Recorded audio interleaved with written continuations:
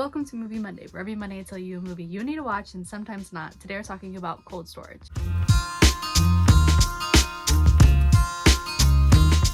You know, that one movie starring Joe Keery, he has like blonde hair, and Liam Neeson's in it too. It just came out, it's an hour and 39 minutes long, and it's categorized as a sci-fi thriller. And other than Joe Keery and Liam Neeson, there are some other people in this cast, so I am gonna put some of the faces that are featured in the film on the screen now, but I would highly recommend looking them up if you want to see, you know, the full cast. And if you're into that behind the scenes information like ratings, writers, directors, producers, that should all be on the screen now as well. I had seen a trailer for this one a few times before watching it, and it looked somewhat interesting. I like sci-fi thrillers, and honestly this one looked like it could have been like a lot of different things, so I tried not to go into it with too many expectations. Plus, this was my first pre-screener of 2026, which of course is always cool. Cold Storage follows these two employees who are tasked to find this mysterious beeping sound, like tasked to find and stop it, and in doing so they uncover a hidden substance. It once was heavily guarded, but now not so much, and now it poses a threat to life itself. So yeah, pretty high stakes. I'll be honest, it didn't hook me right away. If anything, I spent a lot of the movie really confused how all of the puzzle pieces were gonna come together. There's this really strange mix of predictability and unpredictability, but I wouldn't say in a satisfying way. It kind of felt like things were happening because it needed to happen for the plot, not necessarily because it like naturally flowed. And to be honest, there wasn't really a moment where it all like clicked for me. The best parts of the movie for me were easily the interactions between Joe Keery's character and Georgina Campbell's character. Joe Keery plays this guy named Travis, and honestly, for being a little rough around the edges, he was my favorite character. But I can't talk about this without mentioning Georgina Campbell. She definitely carried a lot of the emotional load. Even though the movie itself isn't that emotional, their scenes together felt real and grounded, kind of compared to like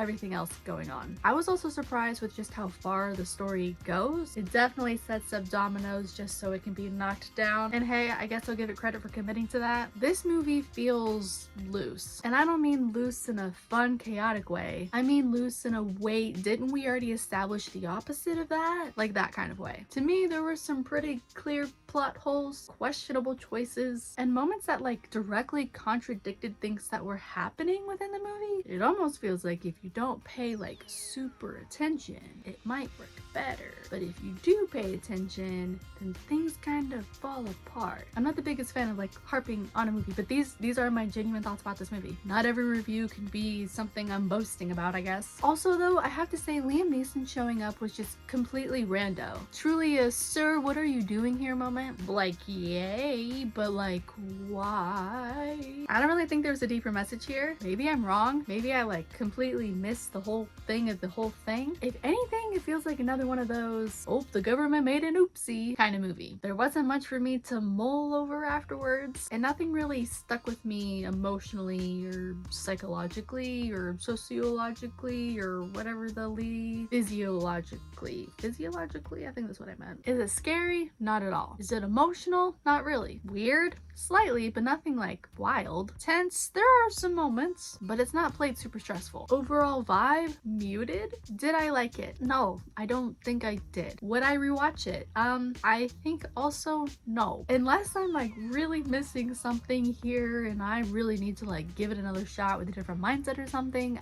no. Who would I recommend this to? Honestly, I have no idea. I'm sure there's a whole section of people that will enjoy this movie. There's so many different kinds of people that love so many different kinds of things, so like it would be crazy that everyone universally does not enjoy this movie. Bro, I just looked it up, like how it's reviewing. It's reviewing well. What did I miss? Okay, reeling it back in. On Letterboxd, I gave it a 2 out of 5. If you've seen Cold Storage, I would love to know what you thought, because I'm genuinely curious at this point if this just worked better for other people. And if you haven't seen it, now you know at least kind of like maybe potentially what kind of ride you're gonna potentially get on. I'll be so real, I don't really know what to say right now. So thank you guys so much for watching. Let me know in the comments what you want me to watch and review for next Movie Monday, and I hope you guys all have a good day. Bye!